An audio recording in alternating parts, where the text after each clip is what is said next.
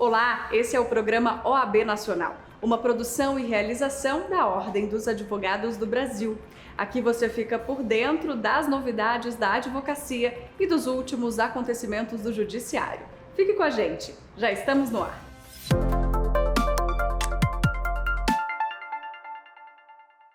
Eu começo o programa de hoje com a última sessão ordinária do Conselho Pleno, realizada neste ano pela Ordem dos Advogados do Brasil. E hoje, nesta última sessão do ano e do triênio, temos a oportunidade de celebrar o compromisso da OAB com a advocacia e com a democracia.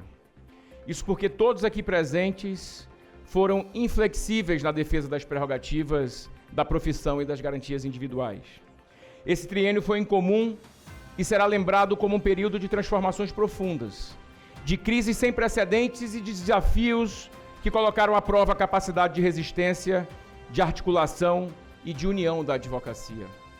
A Ordem dos Advogados do Brasil, felizmente, conseguiu se reafirmar como casa de todas as advogadas e advogados e como instituição central para o Brasil democrático.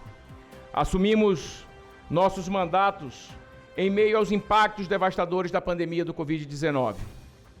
Listo aqui algumas das dificuldades enfrentadas: escritórios de advocacias fechados, audiências suspensas, instabilidade econômica e transição abrupta para a virtualidade.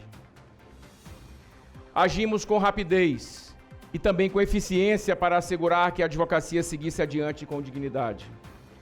Mas os desafios não pararam por aí. Vivemos tempos de polarização política e crises institucionais. A OAB se posicionou de modo firme, reafirmando a sua postura apartidária e seu compromisso com a Constituição. Sofremos com investidas externas, extremas e internas para desviar a ordem de seu caminho histórico, mas permanecemos firmes e coerentes, sem endossar partidos e nem candidatos. Nas eleições de 2022, presidente César Brito, a OAB acompanhou e fiscalizou todo o processo. Fomos a primeira entidade civil do país a reconhecer a legitimidade do resultado da votação. Manifestamos nossa indignação e revolta com os ataques sem precedentes feitos contra a democracia e nos colocamos ao lado das instituições e da Constituição. Também nos indignamos e nos revoltamos quando advogados passaram a enfrentar obstáculos absurdos, como a falta de acesso aos autos e à sustentação oral. Tais medidas tomadas à margem da lei, com abuso de autoridade, são tão revoltantes quanto os atos violentos. Isso porque ambas as ações atentam contra a Constituição e contra a democracia. Ainda durante a abertura da reunião, o presidente nacional da OAB, Beto Simonetti, ressaltou os compromissos da OAB com a advocacia. Defendemos as prerrogativas da advocacia, obtendo as decisões que asseguraram contraditória e ampla defesa. Com serenidade e firmeza, conseguimos que os colegas pudessem desempenhar plenamente suas funções no Supremo Tribunal Federal. E os documentos já estão em nossos arquivos e assim a história contará. A sustentação oral naquele tribunal e em todos os tribunais do Brasil, ainda seguimos lutando para que possamos ter a plenitude em nossa atuação. Fizemos isso sem jamais compactuar com qualquer movimento ou conspiração golpista. Neste momento, atuamos para aprovar uma emenda que coloque a sustentação na própria Constituição, derrubando qualquer interpretação contrária a esse direito fundamental. Tampouco aceitaremos resoluções que tolham as sustentações, que são a expressão mais direta da defesa do cidadão perante o Estado. Em momentos de crise, a advocacia tem um papel central. Cabe a nós ser ponte entre o direito e a justiça, protegendo tanto as vítimas inocentes quanto o devido processo legal para os suspeitos e eventuais culpados. É obrigação da advocacia defender a presunção da inocência e o devido processo legal. Sem isso não há direito e não há o império da lei. É por isso que, mais do que reagir, buscamos construir soluções. Propusemos à Procuradoria-Geral da República, em determinado momento, ao relator dos inquéritos no Supremo Tribunal Federal, os acordos de não persecução penal, que trouxeram benefícios concretos para dezenas de denunciados, para que pudéssemos atenuar toda e qualquer crise. Atuamos com altivez, diálogo e respeito às instituições, porque acreditamos que este é o papel da advocacia em um momento de reconstrução nacional. Apesar das adversidades, este período também foi marcado por conquistas importantes para a advocacia e para a cidadania. Fortalecemos a defesa das prerrogativas, com base na lei contra o abuso de autoridade, e atuamos para coibir os desvios em todo o país. Consolidamos o reconhecimento do Código de Processo Civil com referência obrigatória para a fixação de honorários, uma vitória que certamente beneficiará mais de 1 milhão de advogados e advogadas deste país. Durante a tramitação da reforma tributária, garantimos a preservação do regime simplificado para escritórios de pequeno e médio porte, uma conquista que não poderia ser perdida e que também beneficia todos os setores da profissão. Com o Plano Nacional de Interiorização, levamos por meio do coworking infraestrutura e dignidade para os colegas que atuam longe dos grandes centros, reafirmando que a OAB é a casa de toda a advocacia. Avançamos também com projetos de lei que agravam penas para crimes contra advogados no exercício de suas funções, demonstrando que a advocacia é uma profissão essencial e, ao mesmo tempo, desafiadora. Essas vitórias só foram possíveis graças ao diálogo de alto nível e à voz altiva da advocacia por meio da OAB. Elas são resultados do trabalho incansável das presidentes e dos presidentes de seccionais, das conselheiras e conselheiros seccionais e federais, dos dirigentes da Caixa de Assistência e de todos que se dedicaram à Ordem dos Advogados do Brasil. Fomos todos protagonistas do enfrentamento a esses desafios históricos e de proporções inéditas. Simonetti destacou também que o triênio encerra com a certeza de que esta gestão fez o melhor pela advocacia e para a sociedade. Acompanhe. Nosso trabalho está muito longe de terminar.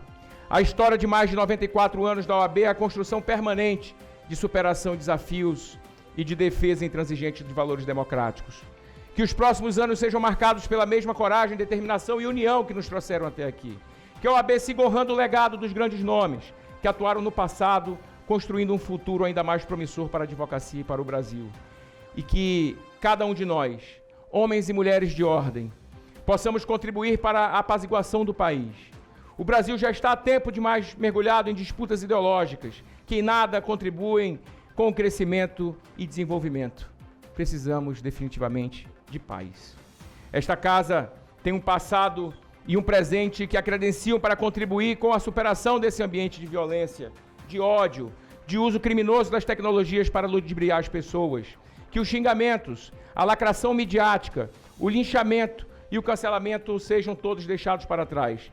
Que as canetas da advocacia ajudem a escrever novas e melhores páginas da história nacional. Esse é um apelo, é um clamor por um Brasil novo e necessário. O Conselho Pleno da OAB aprovou por aclamação proposta de modificação no Regulamento Geral do Estatuto da Advocacia e da OAB para garantir que a medalha Rui Barbosa seja concedida a uma homenageada e a um homenageado no âmbito de cada mandato da entidade. E a intenção da proposta é democratizar o reconhecimento profissional da classe. Trata-se de uma medida simbólica e prática que traduz os valores democráticos da advocacia e eleva a importância histórica dessa comenda. Destaco, com profundo apreço, que a modificação ora analisada não apenas adequa a honraria aos valores constitucionais, mas também resgata o verdadeiro espírito da medalha Rui Barbosa. Reconhecer a contribuição de figuras notáveis à advocacia brasileira, sem distinções que perpetuem desigualdades. Essa alteração engrandece ainda mais a simbologia da honraria, ao demonstrar que o Conselho Federal da OAB está atento ao seu papel de protagonista na construção de uma advocacia plural e inclusiva. Reconhecer homens e mulheres de forma equitativa é um marco histórico, que resgata a memória de nomes como doutora Cléia Carpe da Rocha e abre espaço para que outras mulheres possam ser reconhecidas por suas contribuições inestimáveis à advocacia e à sociedade.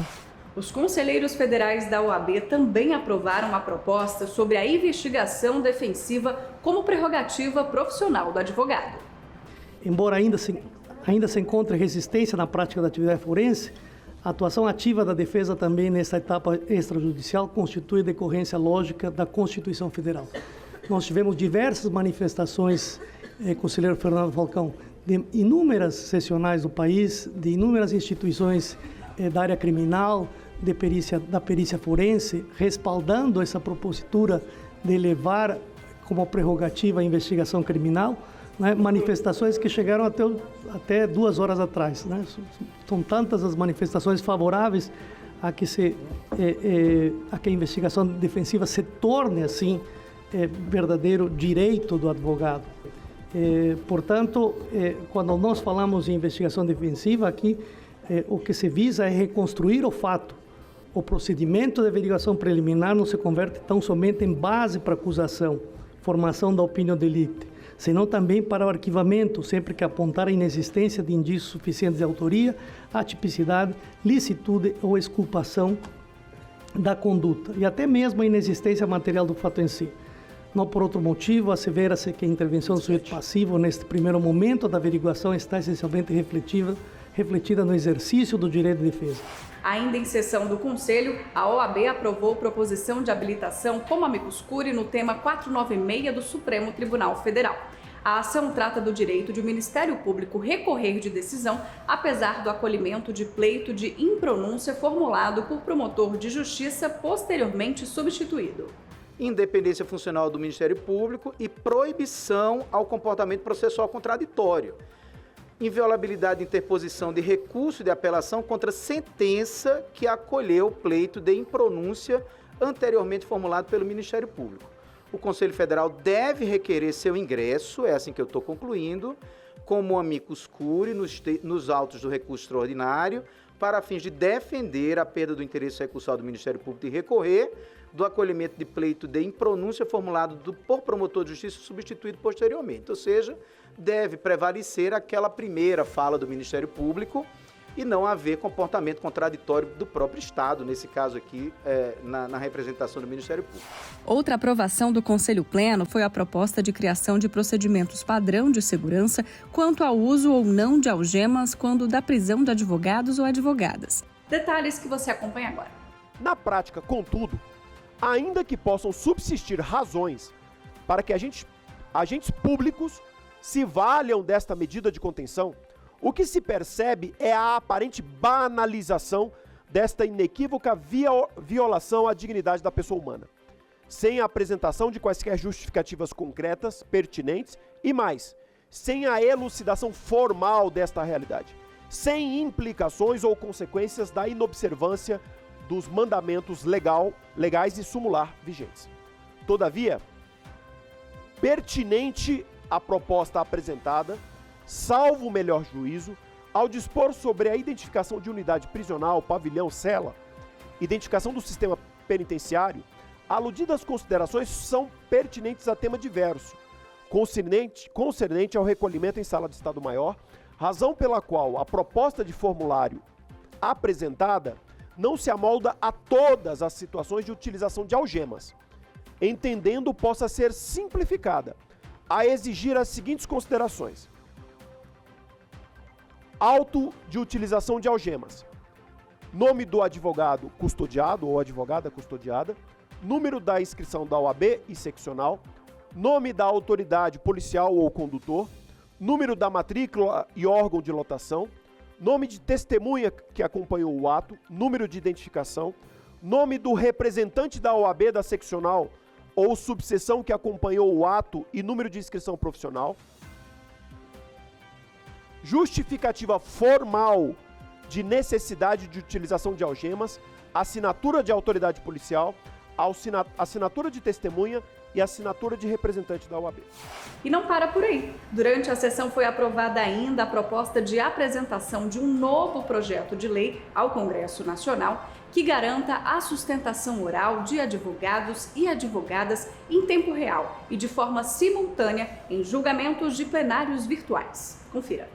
Primeiro, saudar a iniciativa do presidente Beto Simonetti e do vice-presidente Rafael Warner no presente preposição, pois ilustra a incansável defesa de prerrogativas da advocacia em consonância com o papel histórico desempenhado pela OAB. O Conselho Federal da Ordem tem sido vigilante e firme diante de quaisquer medidas que visem desidratar os direitos e prerrogativas da advocacia, reafirmando o compromisso com a plena garantia do contraditório, da ampla defesa e da justiça. Depara-se às voltas com questionamentos por vezes maldosos e levianos. Cada um de nós, esse ano tivemos eleições e era comum ouvirmos que providências a OAB tem adotado quanto à regulamentação de julgamentos em ambiente virtual. No entanto, é imperioso ressaltar que tais questionamentos e eventuais críticos o fazem de forma injusta, assodada, desconsiderando os esforços concretos que tem feito a Ordem no sentido de garantir a plena observância do direito à sustentação oral e à proteção às prerrogativas da advocacia. Essa proposição em particular é uma expressão inequívoca desses esforços, reafirmando o compromisso da OAB com os pilares do sistema de justiça. Como disse, o advogado é a voz, a advocacia é a voz constitucional do cidadão, e nenhum regimento interno, de qualquer tribunal que seja, pode tolher o que diz a Lei Federal 8.906. Assim, de antemão, registro o voto de louvor à presente proposição, que representa um esforço significativo à garantia de direitos fundamentais. Destaco ainda que a Abracrim também reconhece a relevância desta iniciativa, tendo no último dia 6 de dezembro enviado manifestação ao presidente do CNJ, reiterando o pleito da Ordem em relação à suspensão da Resolução 591 de 2024 do CNJ. Quanto ao mérito, não é demais reafirmar que a sustentação oral é uma das mais nobres prerrogativas da advocacia, pois concretiza o direito ao contraditório em ampla defesa. Muito além de ser um instrumento técnico de atuação, é a oportunidade para o advogado estabelecer um diálogo direto, reto, com o colegiado julgador. Agora nós vamos para o breve intervalo e voltamos na sequência com mais OAB Nacional. Não saia daí.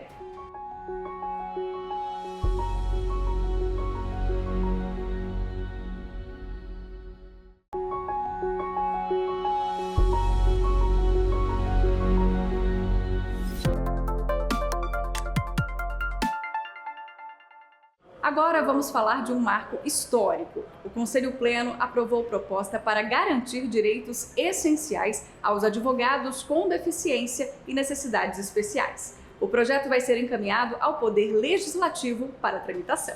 Se esta providência não for tomada, não haverá incentivo para que a lei seja cumprida, o que fatalmente significará afronta ao princípio da igualdade de oportunidade para homens e mulheres que decidem envergar a toga da advocacia. Após tantos anos de exclusão manifestada sob a forma das barreiras urbanísticas, arquitetônicas, nos transportes, nas comunicações, atitudinais e tecnológicas, faz-se necessário empurrar a história para os trilhos da inclusão, efetiva, plena, palpável, absoluta, auto-aplicável em toda a sua extinção. Aprovar essa proposição, senhoras e senhores, é mais do que uma obrigação legal. É uma obrigação moral. É corrigir uma dívida histórica, abrindo o caminho para uma advocacia plena e inclusiva. As prerrogativas do advogado e da advogada com deficiência devem ter o mesmo peso que o pré-questionamento. Elas garantem que estes profissionais possam advogar com independência e dignidade, e com a mesma liberdade que qualquer outro advogado. A ministra do Superior Tribunal de Justiça, Daniela Teixeira, recebeu a medalha Raimundo Faoro do Conselho Federal da OAB. A honraria, que também inclui um troféu, é dedicada àqueles que contribuem efetivamente para a consolidação do Estado Democrático de Direito.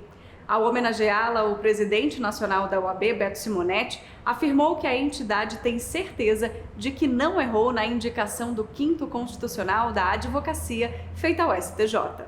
O convite e a presença da nossa ministra Daniela Teixeira se justifica nessa manhã para que nós possamos reconhecer e juntos comemorarmos que a advocacia tem a certeza e a segurança que nós não erramos na indicação que foi feita por esta gestão, quanto à ministra Daniela Teixeira. Tenho visitado o gabinete com a frequência que me é permitida e tenho constatado a satisfação da advocacia em todos os registros positivos que são feitos, quanto à atenção que é dispensada pela ministra Daniela a todos nós. Para além disso, a ministra Daniela tem, nas sessões, deixado muito claro o seu ponto de vista e os seus pontos de vistas e a razão pela qual ela está naquele tribunal, que é, sim, promover a justiça, mas, sobretudo, defender os direitos e as prerrogativas da advocacia brasileira, bem como a cidadania, sobretudo a liberdade. E aqui lhe chamamos hoje, ministra, para que nós pudéssemos fazer, antes que as cortinas dessa gestão desçam, fazer uma justa homenagem eternizada, que será eternizada em seu gabinete, certamente em sua vida, que é a entrega do troféu Raimundo Faoro. E eu tenho certeza que Vossa Excelência é merecedora, ainda que em tão pouco tempo de jurisdição naquele tribunal. Mas nós temos a garantia, a certeza, pelas décadas que acompanham, que nós lhe acompanhamos, sobretudo a nossa convivência neste Conselho Federal, que o seu compromisso será cumprido, como já tem sido feito, desde o primeiro dia até o seu último dia de jurisdição. Em um ano, presidente, eu fiz o possível para honrar esse pedido que eu fiz, que agora para mim é um juramento.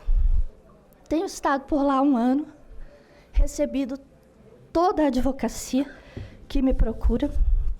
Em 1 ano, presidente, aqui eu tenho o resultado final que vou apresentar ao presidente Herman, agora no dia 19 de dezembro. Foram 1.119 audiências presenciais com a advocacia. Eu não tenho nenhuma audiência pendente. Nenhuma. Foram 28.070 processos julgados, onde eu olhei um por um. Quando eu cheguei, eram 15.080 processos. A gente recebe entre 1.000 e 1.500 processos por mês. No dia de hoje, eu tenho 6.965. Eu já consegui baixar o acervo a menos da metade. Eu trabalho todos os dias, presidente. Eu sou uma servidora pública. Eu chego segunda-feira de manhã e eu saio sexta-feira de tarde. Sexta-feira é o dia de receber a advocacia. Quando não cabe na sexta, a gente recebe no sábado também. Então, esse é o meu papel lá, é honrar o voto que cada um dos senhores depositou de confiança em mim. Essa gestão incrível termina com uma mulher representando a advocacia. Então, isso é o fruto de muitas décadas de trabalho. Não é só de uma gestão, mas foi coroada na gestão de alguém que sempre esteve do nosso lado. Muito obrigada, presidente Beto, por ter acreditado em mim, por ter depositado em mim a confiança da advocacia brasileira. E os senhores e as senhoras que votaram em mim têm um mandato meu para me puxar a orelha quando eu me desviar do caminho por qualquer motivo. A minha função lá é representar a OAB. E isso é uma função constitucional, não é o que eu penso, é o que diz a Constituição. Eu estou lá para falar em nome da OAB. O que for consenso entre a advocacia é a Constituição. Os aplausos são para o constituinte que teve essa ideia maravilhosa. O que for consenso da advocacia é uma obrigação constitucional minha defender, presidente. Eu serei lá, o que disse aqui, o soldado, uma soldada da OAB. A revista Justiça e Cidadania, edição de dezembro, já está disponível para leitura. A publicação deste mês destaca a convivência ética e segura da inteligência artificial e a advocacia. Acompanhe.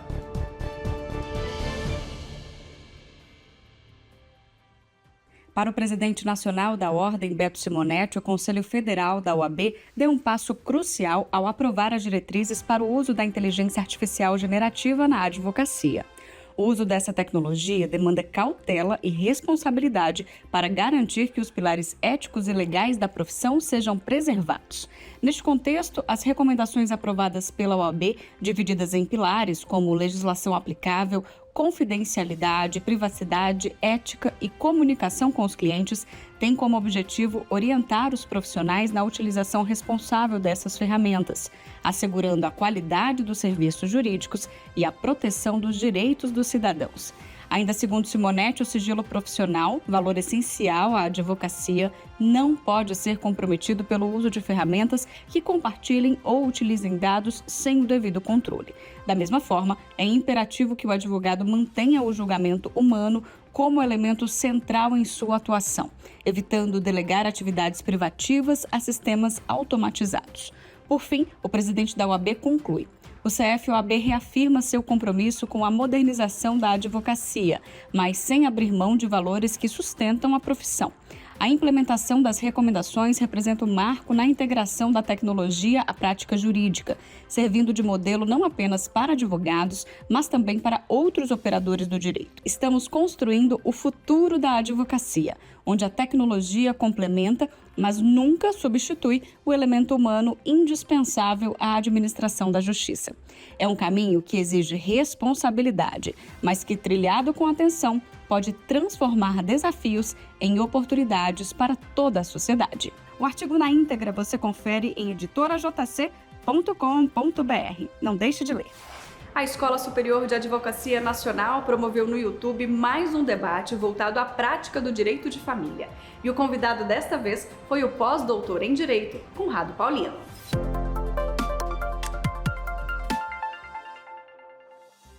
Vamos tratar aí de temas relacionados ao direito de família. E aí eu queria começar perguntando um pouquinho, né, sobre a guarda compartilhada. Eu pediria que o professor, nós temos hoje muitos estudantes nos assistindo pelos nossos canais, então primeiro esclarecesse, né, quando se fala em guarda compartilhada, o que significa isso. Muita gente pensa que guarda compartilhada é quando a custódia está sendo dividida, né, entre ambos os pais, né? E eu queria também ouvi-lo, né, sobre os maiores desafios práticos, né, da implementação da guarda compartilhada. Sem dúvida, esse é um dos temas que não é a dúvida apenas pelos acadêmicos, né, uma dúvida da prática jurídica como um todo, até pelo fato de que o que nós tivemos nos últimos anos foi uma quebra de paradigma, porque a gente tinha até 2008 no Brasil apenas um modelo de guarda, que era a guarda unilateral, que todo mundo já viu acontecer, as pessoas não têm dúvida de como ela é exercida.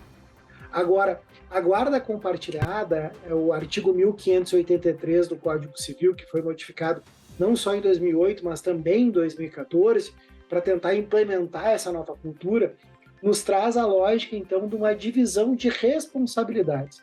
E com toda a propriedade, tu mesmo já pôde adiantar que existe essa confusão terminológica de que guarda compartilhada seria uma guarda alternada, quando, na verdade, na guarda compartilhada eu vou ter uma base de residência, ou seja, os filhos vão morar com um dos genitores, apenas o poder de decisão passa a ser conjunto, ou seja, as decisões estruturais da vida dos filhos vai passar a ser conjunta. O que seriam as decisões estruturais? Seria a situação de escola, atividade extracurricular e de saúde. Agora, será que realmente vale a pena esse modelo? Eu tenho certeza que sim, até porque o que se procura com o modelo de guarda compartilhada, que é importante a gente destacar, hoje ela é a regra, a exceção ao modelo unilateral, e ela vai ser aplicada mesmo em casos de litígio entre os genitores. Mas, Conrado, funciona uma guarda em litígio? Eu defendo bastante que sim. Um dos meus livros chama, inclusive, Guarda Compartilhada Coativa, onde eu defendo essa aplicação da guarda em situações de litígio para a proteção dos direitos da criança. Mas, Conrado, qual é o sentido disso? O sentido é de uma modulação da parentalidade, ou seja, nós não podemos mais usar a guarda como um troféu, porque certamente quem está nos assistindo em algum momento já escutou a expressão "eu ganhei a guarda". Imagina só, um dos filhos escutando isso, ele está acostumado que o modelo do futebol é de quem ganha o melhor, e em se tratando de pai e mãe, a gente não tem melhor nem pior. Nós temos dois sujeitos com os mesmos direitos, com as mesmas obrigações, e, sem dúvida, quem tem a ganhar com o compartilhamento são os filhos. Este programa é mais uma produção da Ordem dos Advogados do Brasil.